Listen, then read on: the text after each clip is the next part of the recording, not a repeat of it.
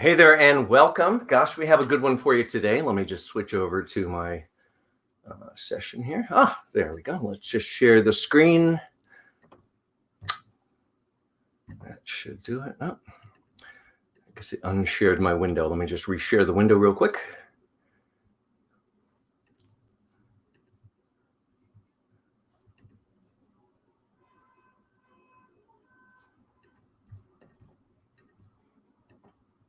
There we go. Sorry, a little technical difficulties today, but we got that sorted out.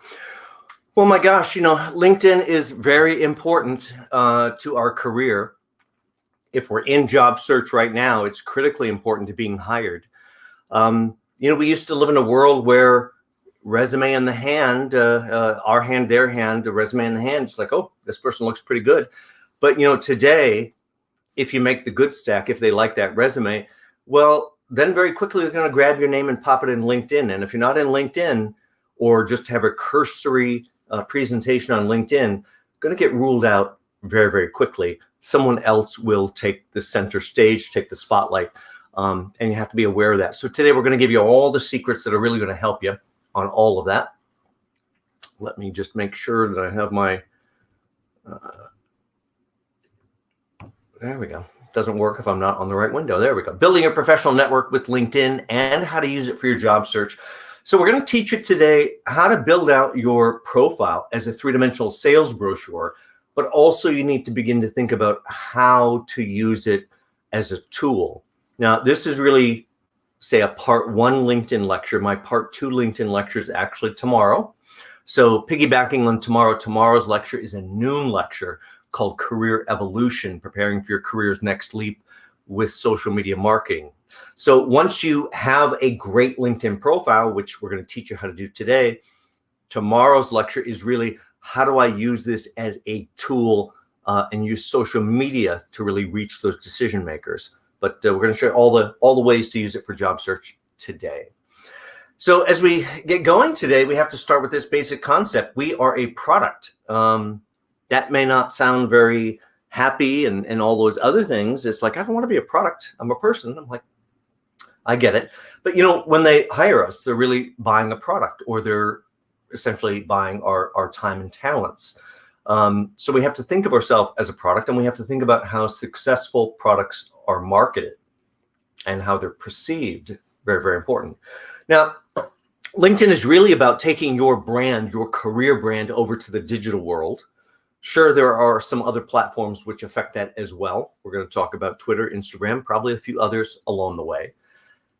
But let's begin with the concept of why social media matters in the first place. And I mean, beyond the concept of the 157 tweets over the weekend or the, say, Kardashian angle of social media. Social media is critically important for a lot of reasons, but the biggest is that small changes there change perception. We can control what we do on social media, and it can have a tremendous impact on the perception of our brand. Also, it's where the people are. It's where we can leverage connections, all the things you see here. Look at the second from the bottom, probably most important. With the proper use of social media, and remember, tomorrow's lecture is all about building the social media campaign that you can manage yourself for your job search. With the proper use of social media, which should only take you 2 minutes out of your entire day, just 2 minutes out of the entire day. Anybody has 2 minutes to run a proper social media campaign. Tune in tomorrow at noon for that one. But the proper use will get you on top of people's minds when you seemingly have no contact. So that means, it's how you get on the short list for interview up the food chain of your own company for some job you never applied to, because of course they're already thinking of you and aware of you. It's how you get on that short list for interview at the competitor company for some role you never applied to, because they're already aware of you. And that's a big game changer. Of course, those decision makers are there and we can influence them. That's another huge thing that comes out of social media. So notice I didn't say, why are you qualified?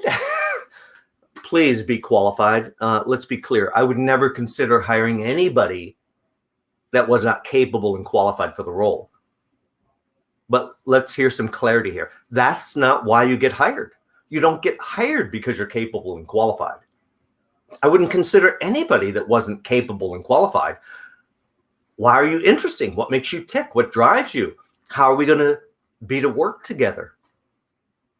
Yeah, those other things are the deciding pieces, and that really distills down to just 2 items make the final cut of the decision.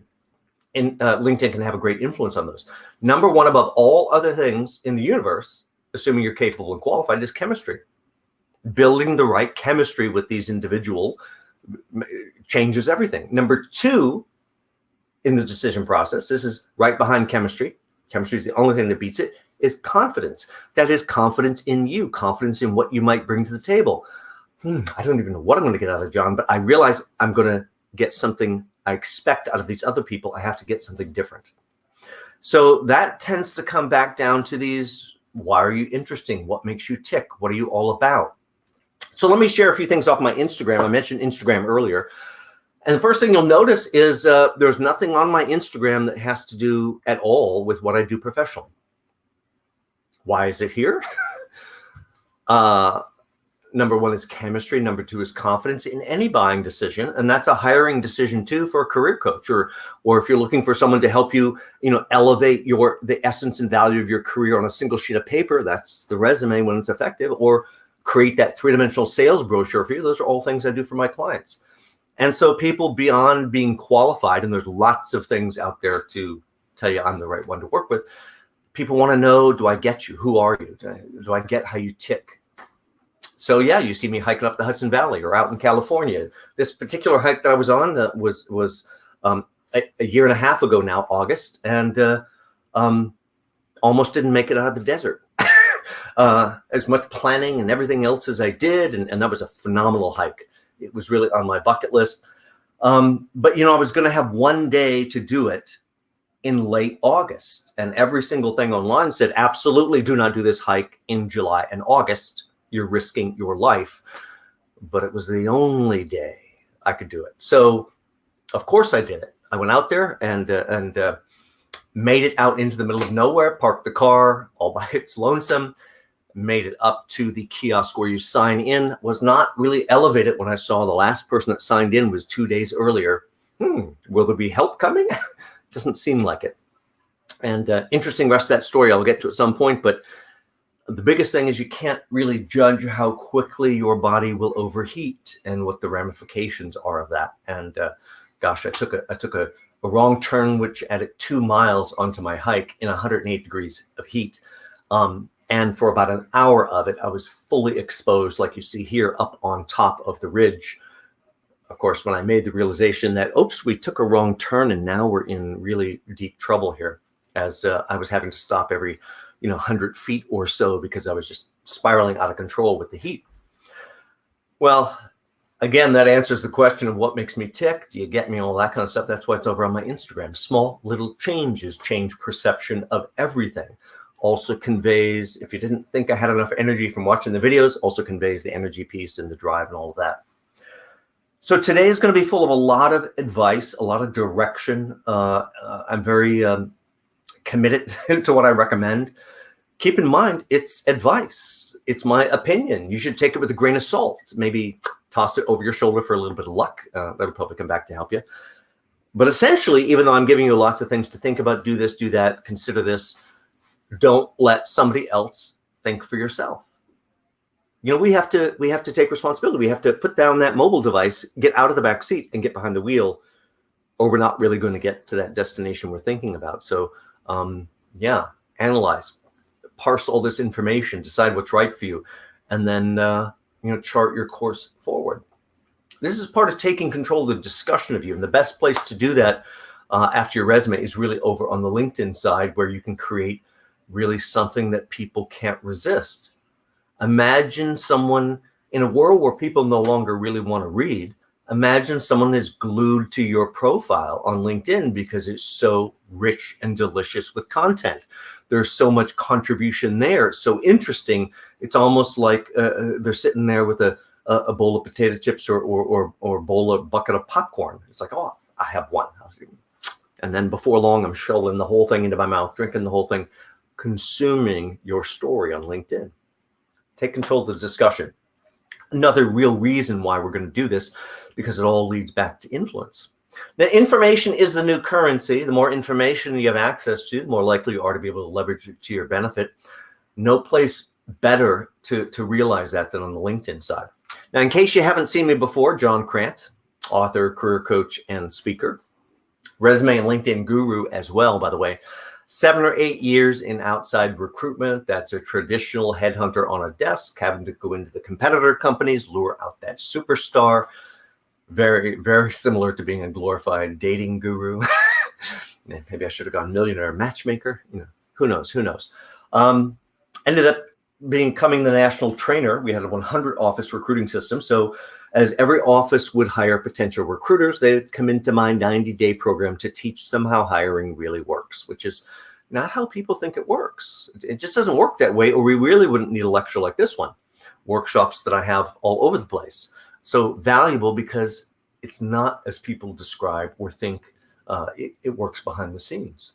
Of course, ended up being VP over all 100 offices before I moved out on my own. And for the last 10, 11 years, I worked directly with clients, helping them elevate their brand across their resume, across their LinkedIn profile, helping coach them through, very intricate interview processes they may have in negotiations as well. By the way, if you need help elevating your brand, all my packages are over on my Self-Recruiter website, right under the services tab. All the details there. And if you would like to talk beforehand, if you're not sure which package is right, send me a quick email, not a LinkedIn message. Send me a quick email and we'll set up a time to talk and go from there. So a little bit on the background. You should understand everybody's background so you understand how to parse that information. Some other information that will help you, my book. It's a pretty good book, available on my website, of course, over on Amazon as well.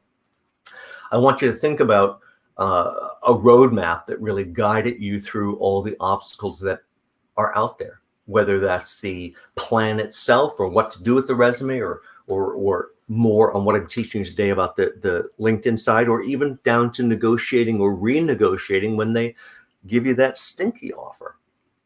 Over on my Self-Recruiter website, halfway down the homepage, you can see what's up on screen now, which is this full LinkedIn lecture, but done in a different way. So you can see me large, the slides large, whatever you want. That's the best version right there to use as a start and stop tutorial while you build out a much better LinkedIn profile. Couple other resources and we'll dive right in. Over on LinkedIn, click on my articles. You can get to a few articles that will help you avoid some of the biggest mistakes or maybe prevent your resume from becoming resume roadkill. Also how to supercharge your job search. Again, don't let somebody think for yourself, but take control, absorb the information, and chart your course forward. Now, LinkedIn, de facto social networking website for our work life. It's really exactly like Facebook, except this one is for career. Facebook is, I don't know what that's for. But LinkedIn is definitely for career. So here, you want to think about how we're going to do things a little bit differently. Now, if you were in business, you'd also think of LinkedIn this way, this communications, research, marketing, advertising platform. Well, you know what? You have a career brand to manage forevermore. So you have to think of LinkedIn this way so you can manage and control the perception of your career brand. Now, here's my numbers from today, 11,906 direct connections. 3 levels out, that is better than 21 million people in the pool. I can see every stitch of information on 21 million people. Information is the new currency. How could I use that information in all the right ways? My gosh, if I was thinking, do you realize you have an interview coming up next week? Do you realize you could go into LinkedIn right now, and if your pool was large enough, you could search your pool and pull every single person that's held that job before? How would that change your next interview? Just reading that background, reading how they talk about that job. If you're really thinking a little bit of the Sherlock Holmes, promote yourself up to a little bit of detective to do it the right way. My gosh, I could look at any of the competitor companies anywhere in the country. It's for research. How do they talk about the job at the competitor? I don't actually care if the job's done differently at the competitor. That part's irrelevant. You think you're right for the job, combined with both of those two individuals' backgrounds, you'd be transformed in just how you hold the conversation together. So part of your challenge in staging your story, staging your career background and how to tell it is we fall in this trap of wanting to be cookie cutter perfect. Oh, I want to be perfect. I want to be perfect. Okay. I'd like to be perfect too. I'm not really sure I've ever met one of those folks. A lot of people that think they're perfect, but you know what? We're all defective by definition. We're human beings. Absolutely. So the cookie cutter perfect is a trap. If you're cookie cutter perfect and that's all you are, I'm going to pay you less. If I hire you, you're getting less. If you don't want less, I'm taking the one next to you or the one on the other side of you. You're all the same, interchangeable to me.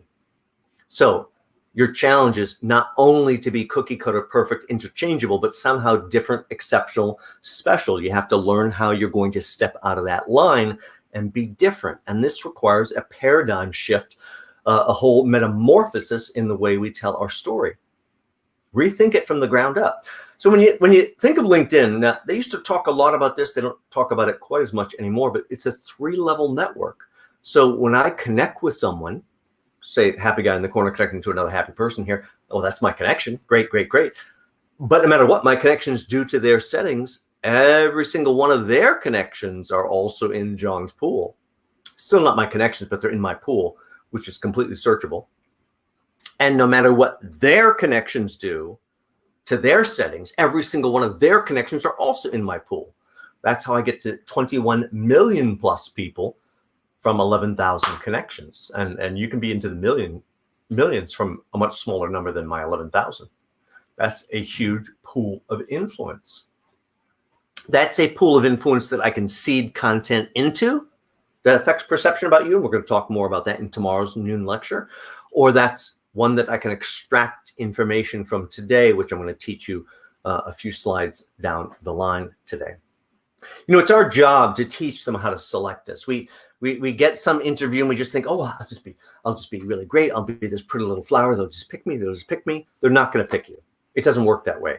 At some point in the discussion, which is an interview, by the way, you have to figuratively stand up and you have to recommend yourself as the right solution. It's your job to teach them how to select you. So I hope you come back to my interview intervention lecture, because most of us need an intervention before our next interview. And beyond that, also, you want to think about how you're going to line up all of your plan to convince them. Of course, we're in the modern world, pandemic world, which means we have to also get used to this. So there's lots of video interviewing techniques mixed into that lecture as well. It'll help you a lot. Personal branding. Well, we're here to talk about LinkedIn, but we have to mention resume. These are 2 marketing documents about your career story, which are related, and we have to work with them together. So your resume, to me, is about catching or piquing their interest. Tends to be the first point of awareness about you. Not always. Sometimes it's LinkedIn, but most times it's the resume for the awareness piece. And then LinkedIn is closing the deal, dropping the shoe. Where's the rest of the story that convinces me that you're the very, very best one? Another way to think about this is the essence or value of your career on a single sheet of paper for the resume, and creating the polar opposite to that on LinkedIn. Not a single sheet of paper with your best of the best that they're like, wow, get them in here, get them on the phone, I've got to speak with them. Not that, but a more expanded 3-dimensional sales brochure that naturally drives them to that singular conclusion. My gosh, if I work with or hire or buy from this person, best business decision I make today. That's your job. Now, over on the resume itself, even though this is the LinkedIn lecture, it's very important you understand the contact line, in my view, has to be a single line, strategically set up with your LinkedIn URL on the left, with your phone number, cell phone number, please, on the far right. The 2 things they have easiest access to. If you're holding the resume and you're convinced, pick up the phone and call me. Western left to right brain, easiest thing to get to is the cell phone number. If you're almost convinced, almost, not 100%, click on the LinkedIn profile so you can get to the full dimensional sales brochure all about me. That's why you want to set those 2 things up that way. So now let's go back to the story itself. Let me get a little bit of a drink here. So story has a little bit of a problem to it, because when we hear that word, we think of something that's made up. Absolutely not. Whatever you tell has to be letter true. But I can tell you the same story in a very dull way like that, and we nod off and doesn't work very well. Or I can tell you the most interesting story ever that's the exact same story, but it's still true. So, yeah, we got to be capable and qualified, but it's really about the interesting and tick piece. What drives you? Now, one other concern in dealing with all of our story elements is this now, at least until September, supposedly we're working remotely until that time. Then some sort of leverage is going to happen where they're going to go, you got to get into the office, I'm like, well, maybe it's because all those banks own all those office buildings and they're afraid if people aren't in them. That's a whole nother thing. But yes, we have to convey that we can work remotely, even if we've never done it before. Maybe you've been not employed this past year, and in that respect, you didn't have as much chance as everybody else that may have moved remote during that time frame. I realize only 6 or 7 out of 10 could really do it remotely. Those folks, you got to convey you can do it remotely. So if you haven't worked remotely, you see what's on screen here. I don't have to read it all. You may have done aspects of your job in a remote fashion with someone outside of the company. So that's another angle to convey that, well, I'm very comfortable working at a distance. Or maybe you've presented or spoken in conference calls or webinars or maybe even at conferences, those kind of things. All of that conveys the ability to work remotely, even though it's not actually remote work. So before I distract you too much just with LinkedIn, I did want to clarify how I see job search. Tragedy in job search is a great number of people seem to think that it is sitting on the internet looking at job postings. And you know what that is? Pure tragedy. Those people are wasting 50% of their time. And the tragedy part of it is they don't understand which 50% they're wasting. About half of all job postings you see are not real. They're not real in the first place. What do you mean they're not real? I'm like, well, I know it's real. You're looking at it. It's there. It doesn't represent a job they're ready to hire for today. So we have to sit and think about, well, how does that happen? Well, it happens, remember, VP over all 100 offices, happens with how those job postings are sold. And for a company of any size, they're sold essentially one time per year. Only way you ever get a good deal. How many could I use this next year? You go to your sales rep, you do a little horse trading, sign that contract. Those are use them or lose them in the next 12 months. No idea 6 months or up to a year ago what I'm hiring today. And very quickly they start posting something they may hire someday, which has no relevance on today. I think real job search is reversing the whole idea, building a list of 30 organizations that you are dying to work for, which cannot be because you see an open job. Job search is a dating process, unfortunately. It's very, very similar to a dating process. So if you approach someone because you see some open job that excites you, that's about you. That's not about them. You forgot it's a date. So you start with 30 companies that are statistically perfect to hire you. We're going to show you a couple ways to build that list today even. Then all you have to do is buy in just a little bit that what John is saying is possible and true. I mean, it's not really possible, but if it was, okay. So work backwards, devise the steps needed. That's not very difficult. Align the sun, the moon, the stars, working backwards. Discover the decision makers. Well, that's not very difficult. I'm going to show you how to do that right in today's lecture. Overcome their objections because their title is decision maker. Their job is to object to you. When someone says, "Oh, John, you don't have this background," I'm excited. You know why? Because I know they would not waste oxygen if they didn't think, oh, yeah, maybe, well, we have to ask him this to challenge him. They want to see how you're going to put your thoughts together, of course. Overcome those objections, get the meeting, dazzle them, have them either give you or create a job for you. Now, LinkedIn, let's get back over to LinkedIn. LinkedIn's really about networking. That's interacting with other people to exchange information. But I like this second part here. This concept of being able to create this pool of contacts that I can leverage to my benefit. Traditional networking, we tend to run through that list and go, oh, I'm so glad I'm done. I hate networking. You know what? I don't like networking either. Oh, I'm very good at it. That's a very different thing. In reality, no matter what you see here, I'm personally shy and introverted, no matter what I'm able to produce on camera here or in front of a live audience. Just because I'm internally shy and introverted and you don't see it, well, that's the reason I don't really like to network or that kind of stuff, because it's like, oh, I'm just like everybody else. I'm like, oh, I hope they're serving something cold before I have to go out and do it.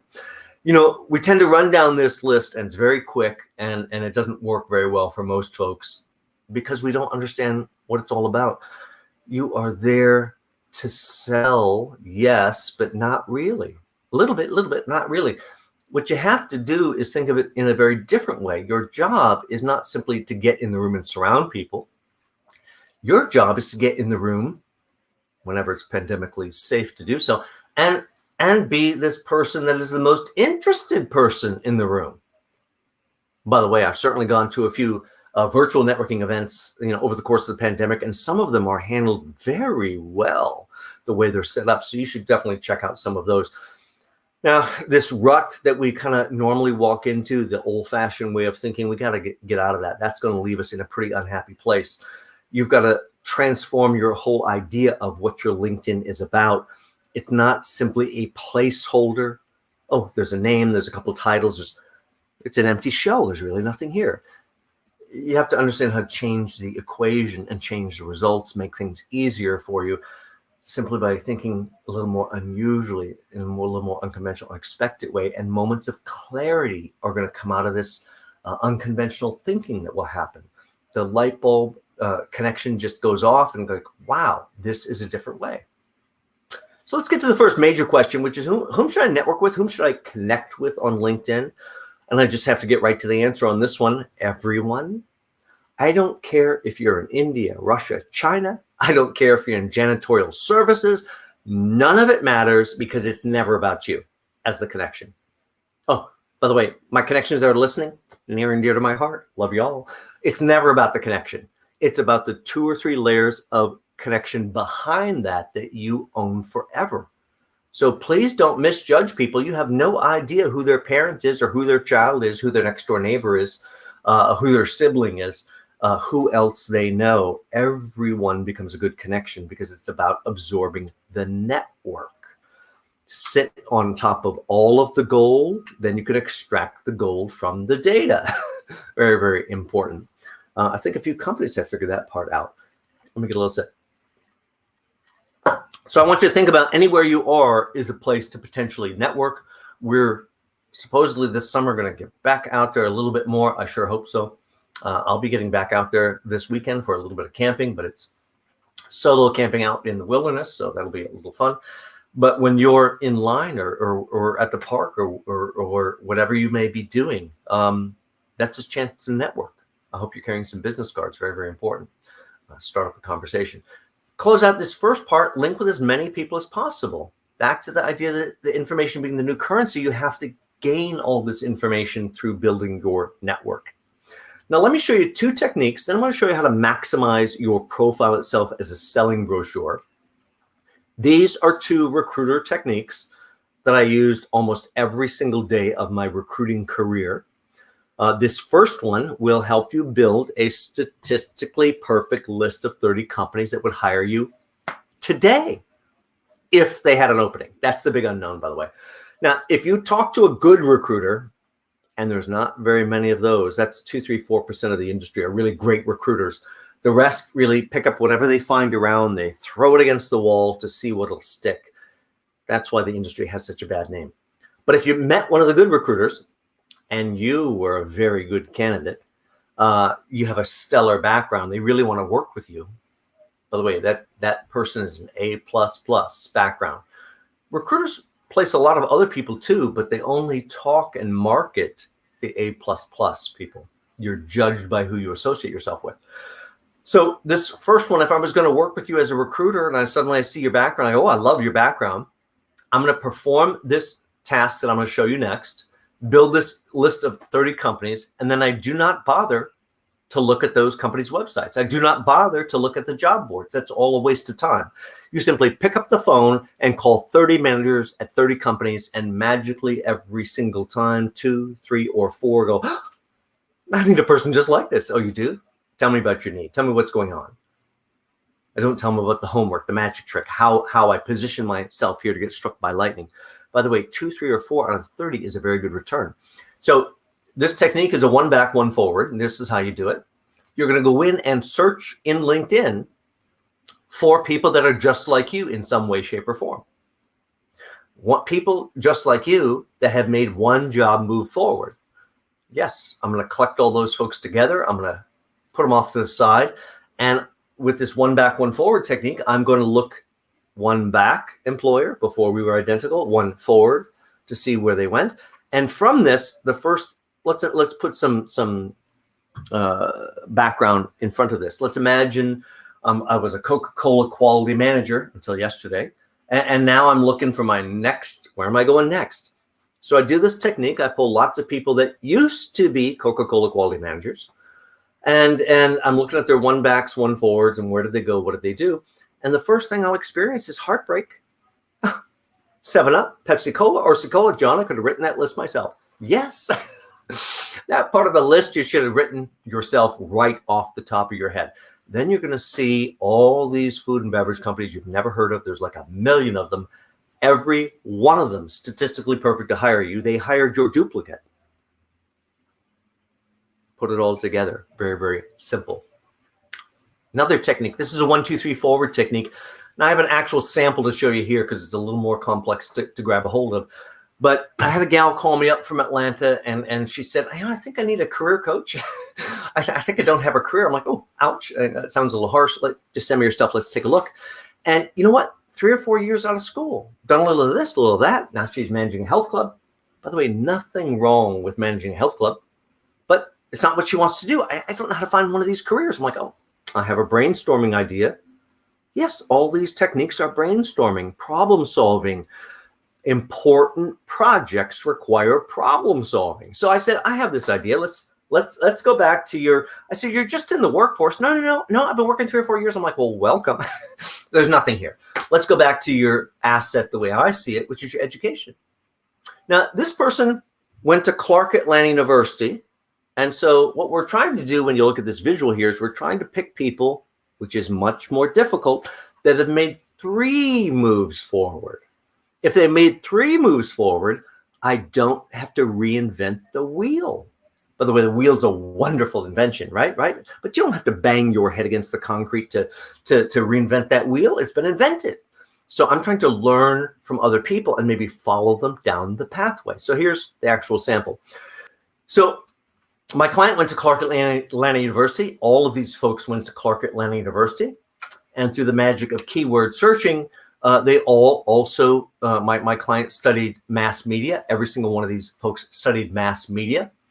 And doesn't matter really where they're located because we're brainstorming. We're looking for potential solutions. I said, well, look at the titles. What do you really like? Oh, events. I'd love to work in events. It's, oh, events at Warner Brothers. Oh, that sounds so interesting to me. It's like, oh, I'd love to be a membership director. Oh, recruiter. I'd like to help people. So we'll come back to that one. I look up to here, Trish, this membership director for this nonprofit, for the Chamber of Commerce.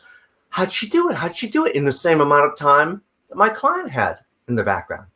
What do you think her first job was? Membership associate. And her second job, membership manager. And voila, 3 steps in, she's membership director.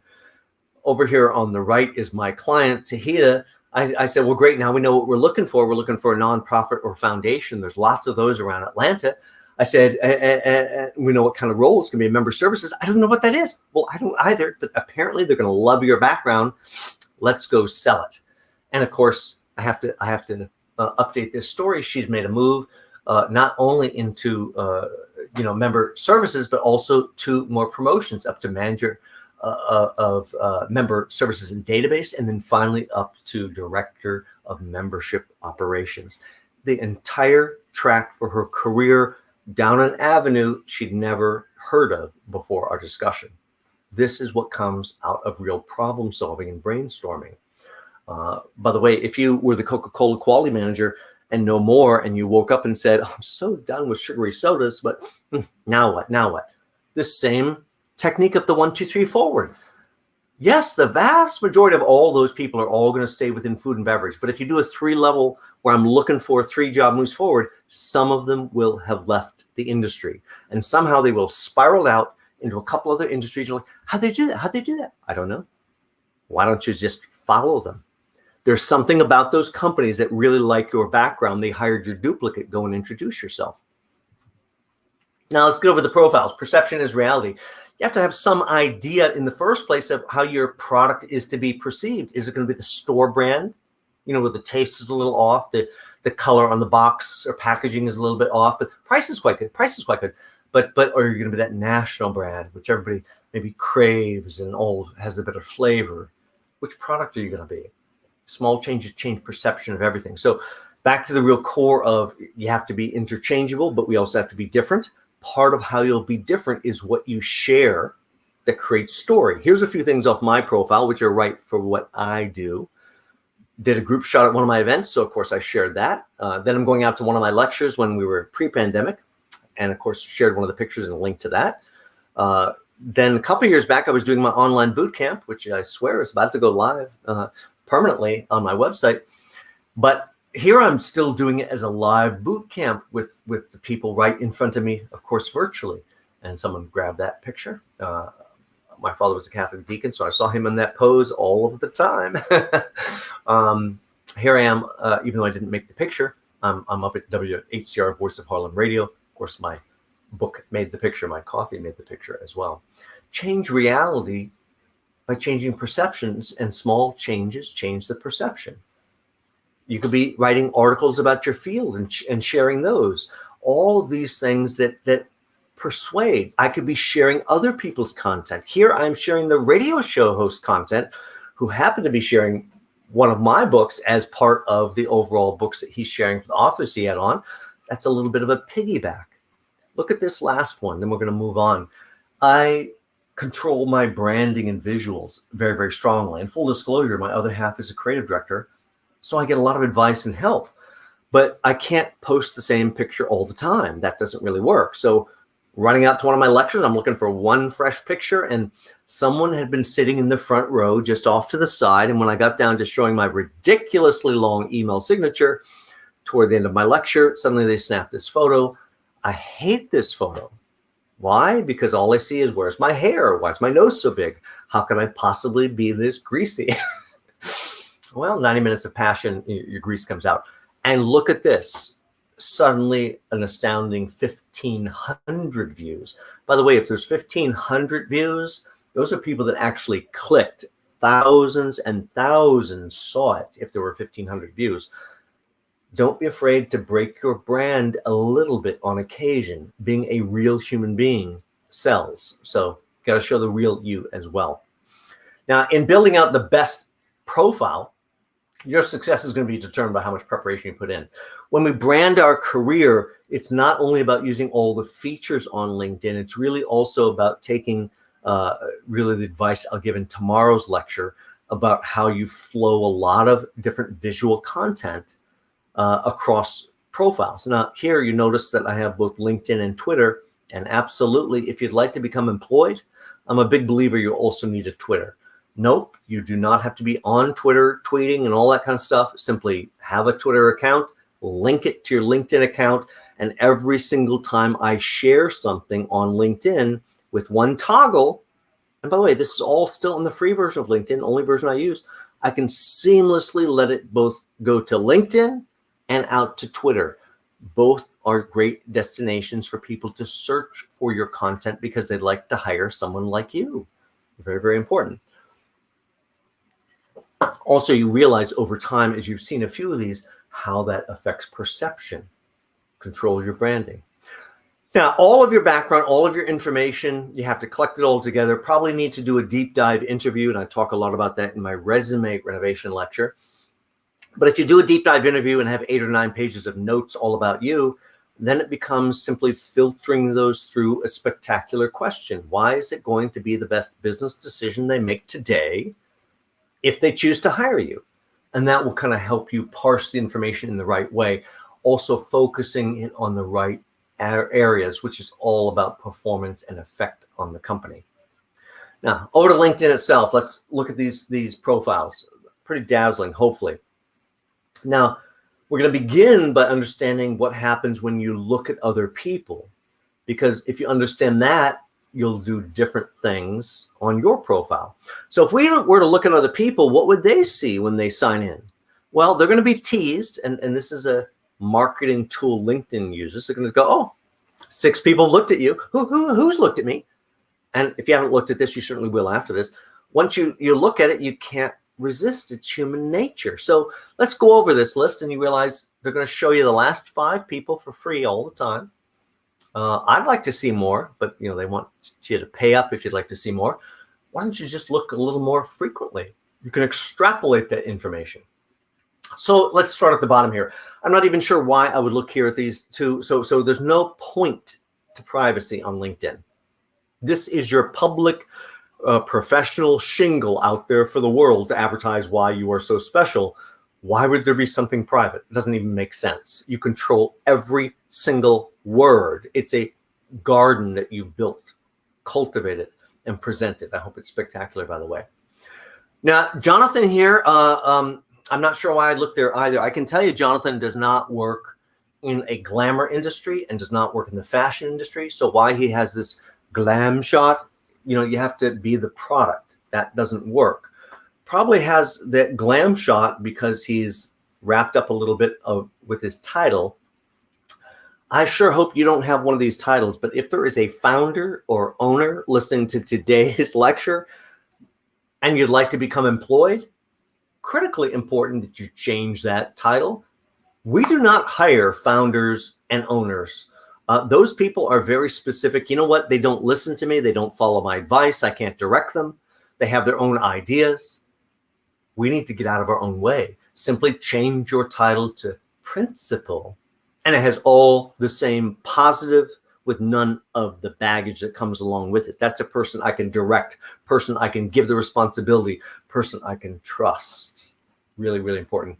Deborah, before I skip over Deborah, sorry about that. Deborah here, first off, I great energy, absolutely. Textiles, fashion, interiors, and lighting. My gosh, we have a focus. But I wonder what Deborah's doing inside there. Is she answering the phones? Is she designing the fabric? What's her function? We missed a few things here. Good energy in the photograph, because I can imagine working with that person on a tough job. Brad here, of course, corporate affairs and communications, global reputation management, government relations, crisis comms. Oh my gosh, look, I can contact that guy.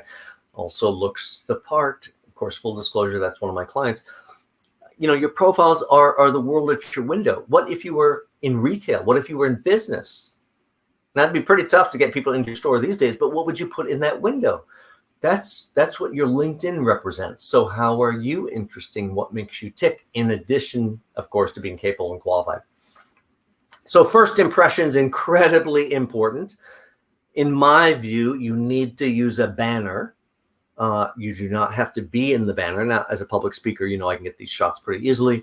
So I can be in my own banner fairly easily, but you don't have to be in your banner. That may be a little too much for you. But it does have to do something that doesn't look like a stock photo, and it has to illustrate something that works synergistically with your profile shot. They have to work together. Of course, in this first view of you, we certainly want to make sure they see 500 plus connections, which means you have to get to 501.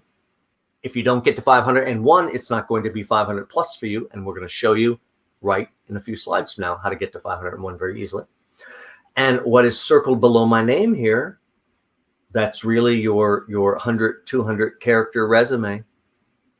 When you do something on LinkedIn, share something, connect with someone, join a group, all of that causes a ping to the network.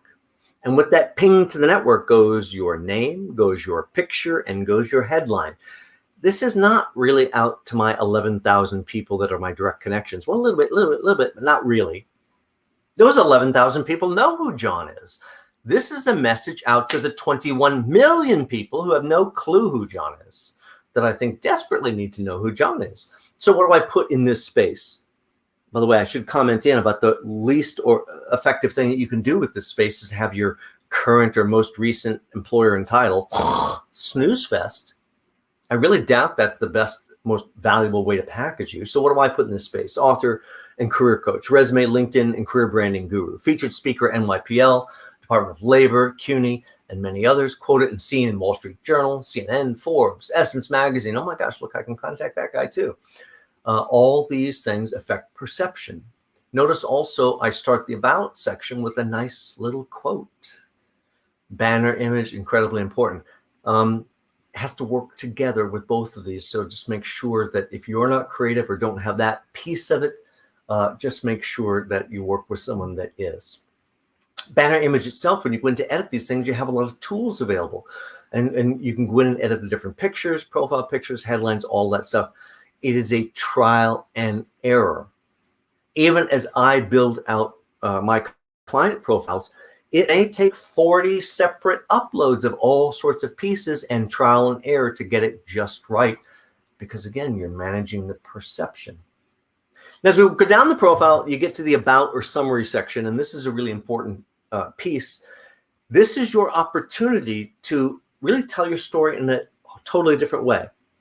Now, in most cases, we're going to look at your name, employer title, employer title, employer title, education. That's 2 or 3 employer titles for time, relevance, of skill.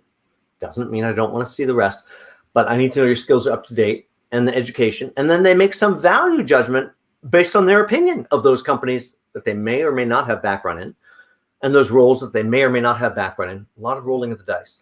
Simply in the about or summary section, you can tell them how to think of you in advance of that whole process by collecting together some very interesting pieces about your background. I hope you've noticed, of course, white space, incredibly important. There's no sentence structure here. I could have put in these media hits in much more succinctly this way, but what? Then it would have taken an extra second, 2 or 3. There is no extra second, 2 or 3. This way, they just see it in the brain, see it in the brain, they move on. The way I use the about or summary section, it's 2,000 characters of space. You have a lot of real estate. The way I use it, it's 3 screens long. So then I put in featured speaker at the Department of Labor and New York Public Library. Then I mention other organizations and events where I'm also a featured speaker. It's all the same list, but I can't just put it all together because then they'll see a block of text and they'll skip over it. And even these last 8 organizations, I have to divide them out because I can't let them miss NYC Service or Rainbow Push Wall Street Project or Goldman Sachs or Harvard Business School Club of New York City. My gosh, we can't miss that stuff. I still have so much room left. I put in a few of my titles from my lectures, clever way to get some more key wording in there. Then I really roll the dice. You know, I'm a person that is not generally going to put sentence structure in resume or LinkedIn, but I take a small paragraph right out of my book, put some quotes around it, put my name after it, big roll of the dice. I don't think I'll lose them. Then, of course, I put in my full services there. Your summary section, your individual jobs, they can all take visual elements, images, PowerPoints, video streams, video uploads. So be sure to check that out and see what you can do. As you work down the profile, this is before they've ever seen the resume part of the profile yet. If you are sharing, there's an activity box for you. By the way, if you're not sharing, there is an activity box for you, but it's a very small little white box saying, here's what John's been up to for the last 90 days, and it's empty. If you're living and breathing your profession, paid or not, doesn't matter. If you have a passion for your field, where is the demonstration that you're involved? Or you're just sitting back waiting for the next job. You don't really care about your field. You're just waiting for the next job. We generally only want to hire those people that are really going to deliver something special to us. So this little activity box shows everything that you've been up to in a snapshot. It's also a way to have your profile be much more visual because every single thing that you share pulls in a visual element from wherever that end link came from. By the way, that's how they look over your shoulder to see what you're reading, doing, sharing, attending, and why you're interested. Now, we get to the self-recruiter or the more traditional part of the LinkedIn profile, the resume part. But this doesn't look like a resume. Well, why would I make it look like a resume? Those things don't work very well. So here you realize we remove the sentence structure. We just parse out and group the information. How do we want to tell this story? How do we want to space it out? Here's a little bit more of a midsection. By the way, you can spend time on my profile, borrow some of the structure, replace the content with yours. So here you realize no structure, no sentence structure, but boy, this really does communicate simply because of the way I've grouped it and simplified things. When I get all done with the grouping and simplification, then I go back and add just a tiny bit of all capitalization. Don't add any all cap, not very likely to read too much of it at all. Too much all cap, very much likely not to read very much of it at all. You have to find that right balance where it's absorbable. They just look at it in the brain, look at it in the brain. Here's some more traditional 2-line bullets here. Now look a couple spaces down below, and this is how you put a keyword block in. There is no special place for a keyword block. If you need a keyword block, my advice is don't put it in the about or summary section, because the whole point of a keyword block is don't look here. That's for the machine. So we skip a few spaces. I put this in the bottom of the self-recruiter listing. Skip a few spaces, put keywords, colon, and run it all together. And I don't know if in this time you were reading some of that, but if you were, you'd see Stephen Covey, Tony Robbins, Anthony Robbins, never quite know how they're going to search him, Tori Johnson, 5 o'clock club, 92nd Street Y. All these things I have absolutely nothing to do with. Why are they here? Because I think like a detective. Those are all things that you could search to find a person like me. But I can't get that into my background by speaking about myself organically. So it has to go into a keyword block. Gosh, I hope you've connected the dots on how you could use a keyword block, because you could, if there are certain companies you always need to come up next to in the search, or certain people in your industry you always need to come up next to in the search. I think you know exactly how to do that part now. Keep in mind, as you go in, it's a trial and error, try it and error. Every single thing on my profile and what I'm showing you here, those are hard breaks to control the visual. And that's critically important to how people will absorb your story. Individual jobs, you realize down at the bottom of the self-recruiter listing, suddenly start adding all sorts of individual visuals, things that support that story. Very, very important. I'm a believer you should put your content every place in the profile where there's a spot for it, even when it's repetitive, because very, very few people are going to read the whole thing start to finish. Most people are going to cherry pick what they like, and you can't have them miss your content because it's only in one spot, of course, or another. A little bit earlier in my career, this is when I'm VP over the 100 offices.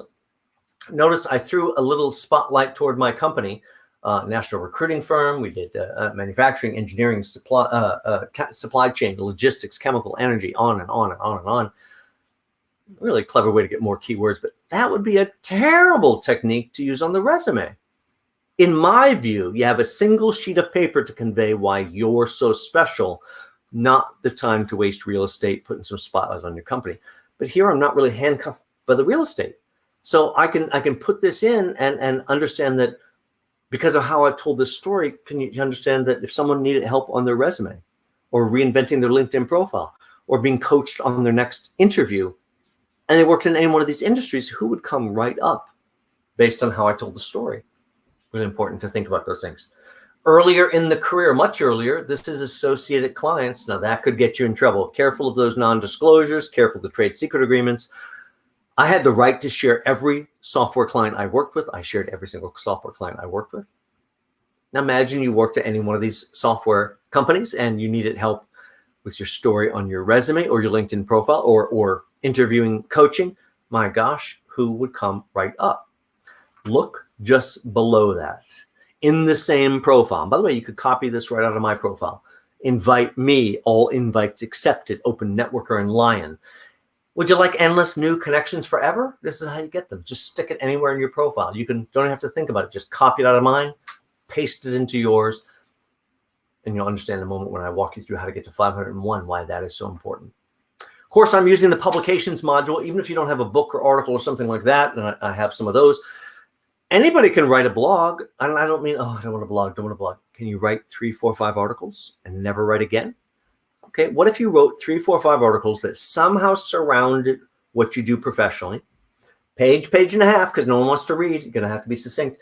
But really, from this standpoint, what if I said to you, my kid wants to come down the same track as you. Could you talk to them? Give them some pearls of wisdom. Oh, yeah, that's the right, wise mentoring tone for these articles.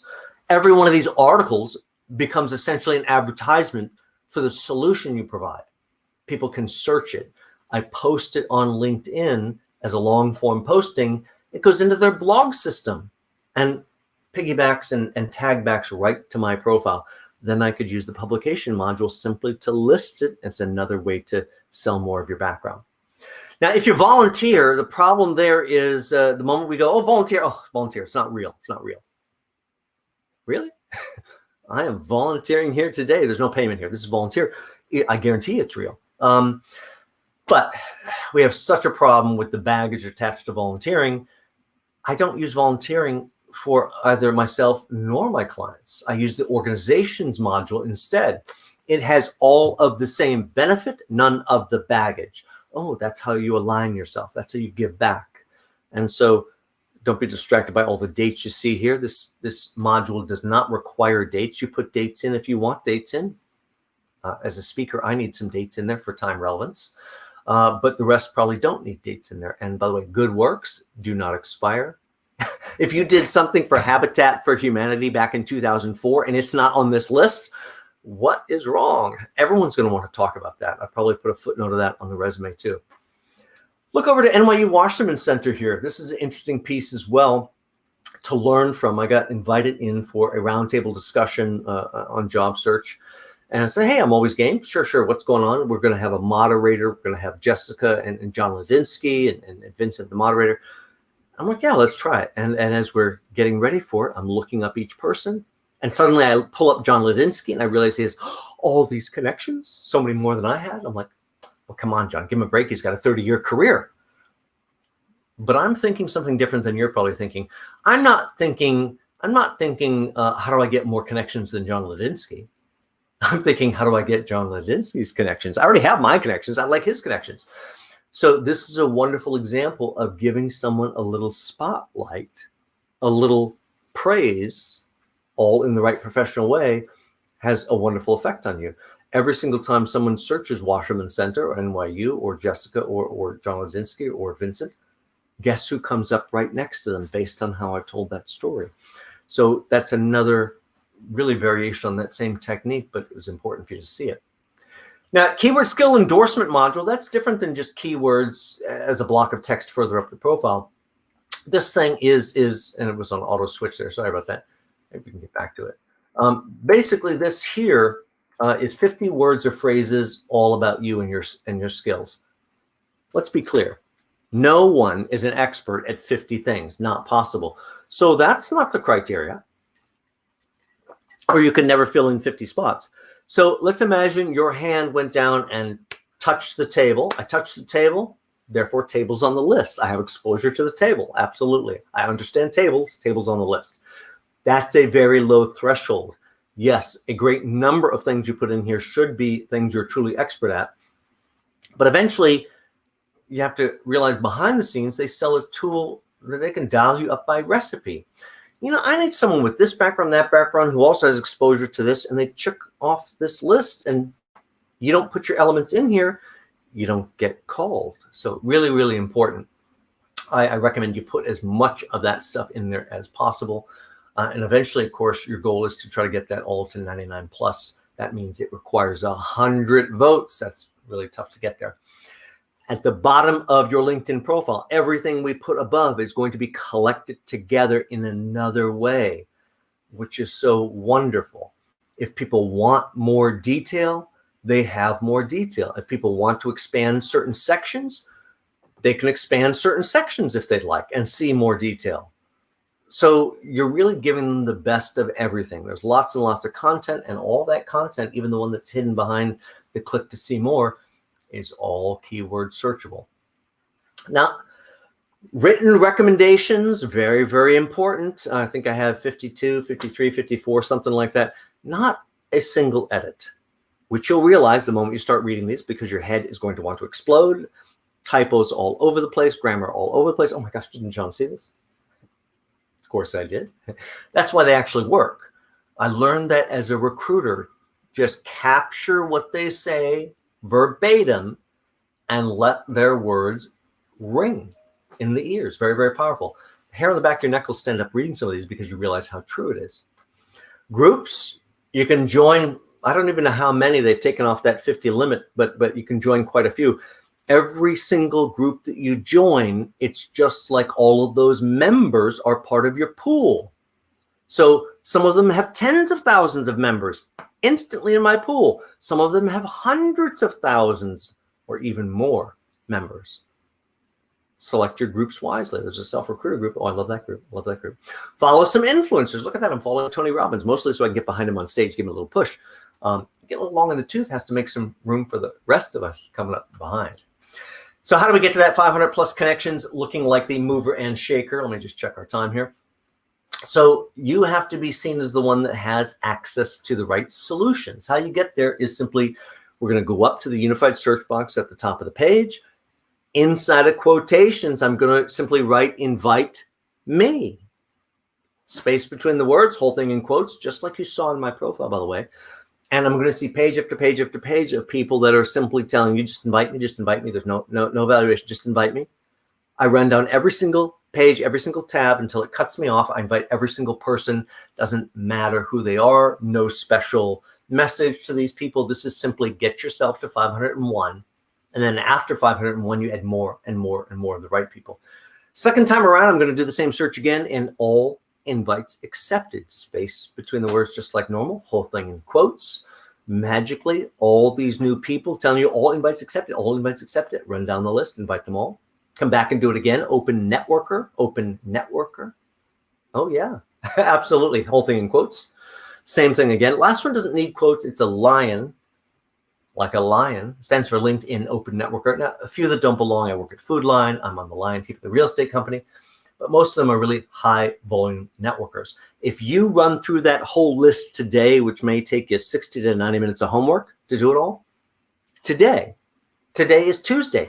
By Friday, or worst case Monday, you are at 501 connections, even if you're at 0 today. And suddenly you're labeled 500 plus, mover, shaker, finger on the pulse. Wherever you are in that process, take your first step or the next step and let's get moving, because you can't continue to not be selected for interviews simply because you have 170 connections when everybody around you has 500 plus, 500 plus. You can't, get to those people. You can't be seen on the same level as those people without that. Now, how do we get to decision makers? That's the boss's boss, or boss's boss. Let's go up, up, up. Personally, I do like to go 2 levels above the boss and work my way down. Simple top-down selling rule. Those people further up the food chain, they are not afraid of you. They think of you as a very necessary strategic asset that they need. They need, this won't sound right, they need pawns on the board, or they can't play the game of chess. They need players. So you're a potential asset. They want to introduce you down the food chain. And when you get introduced down the food chain, you always get the interview. I like top down. So we're going to go to this unified search box. This is to find any person we want. In this example, I'm searching Informatica, big database middleware company. Used to be one of my cash cows as a recruiter. Love this company. As you type, it's going to give you that drop-down menu. Don't click on the drop-down menu. That's a trip down the rabbit hole. Don't do it. Just hit enter. You get this nice secondary sorting process. And this is brainstorming. Yes, I'm here to look for employees of Informatica to figure out who I should approach. But do you think Informatica is the only company like this I should approach? There must be others that are not on my radar. So the first thing to do is go back in and go, where are the companies? Oh, there's the companies. It's hidden under a drop-down. 34,000 companies under Informatica. I know all the ones on screen say Informatica, but just down a few companies, Informatica disappears. What's going on here? I can tell you. It was one of my fields. Everybody on this list is a system integrator. They either resell or install Informatica software. If I am statistically right to work for Informatica, I'm very likely statistically right to work for a great number of these other companies. This is an alternate method to be able to create statistically perfect lists. Then I really have to find the people. So I go, well, no, show me the people. What do we get? 2.5 million. Cold and in the ground before I get to that one. I have to think, because it's brainstorming. Maybe I don't need the ones from everywhere. Give me the ones just in the US. And you know what? I also don't need someone that worked for Informatica 3 years ago. I need someone that was working for Informatica now. So currently in the US and really working for Informatica right now, what do I get? It's coming, 1,615 results. Okay. But I'm making progress, but I can't look at 1,600 profiles either, especially on the free version. They're going to cut me off pretty quickly. I have to think with my cap on a little bit more. Right into the search window, even on the free version. Look at that. It's just a simple VP, really US, really Informatica. What do I get? 75 VPs. I'm making progress. 75. It's a lot of chiefs at this company. Maybe it's a director. Really US, really Informatica. 228 directors. I'm going the wrong way. I have it. You know why? Because it's brainstorming. It's problem solving. You have to think. That's what this whole process is about. I know what it is. It's not the director or the VP. It's the sales director I'm looking for. Really, not just in the US. How about right within greater New York City, even on the free version? Currently working for Informatica. What do I get? 3.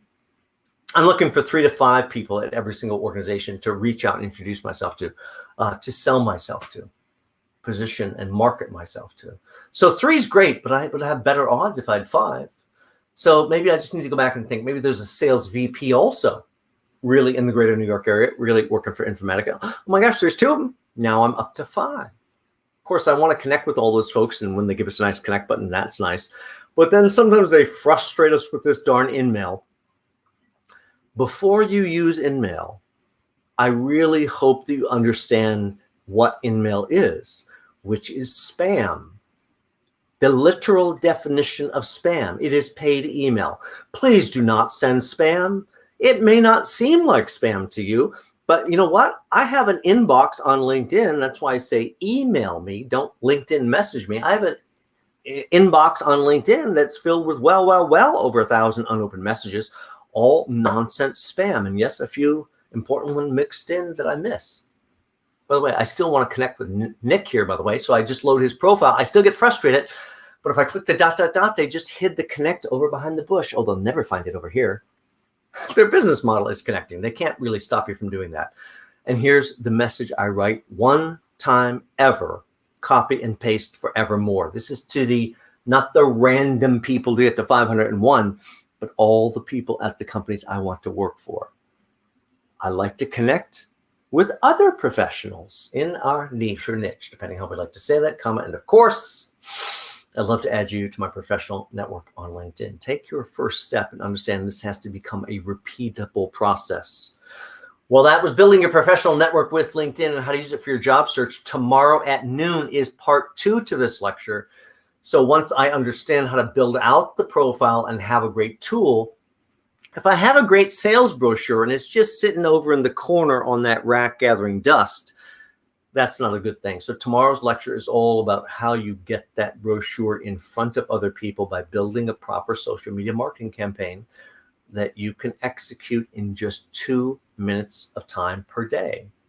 Everybody has 2 minutes of time in their job search day. Come back and join me tomorrow for that at noon. Learn to take back control, all the things that we need to do. Oh, look, I have a slide, career evolution. Preparing for your career's next leap with social media marketing. Don't forget the LinkedIn video. Besides rewatching today's video, you can see both me and the slides large on the version that's on my Self-Recruiter website, just about halfway down the page. Of course, over on the LinkedIn side, you can click on some of my articles, and that will help really get some things. Tomorrow, I'm going to walk you through Signature Block and the ways that that can also elevate your brand. And that's really much more part of the outreach process tomorrow. So I hope you join in. Don't forget to share with some friends. And if you need help elevating your essence and value on the resume or LinkedIn, don't hesitate to reach out. All the packages are over on Self-Recruiter under the Services tab. And if you'd like to chat before you know which package is really right for you, send me a quick email. We'll set up a time. Thank you guys for joining in. I really appreciate it. Have a great rest of your day.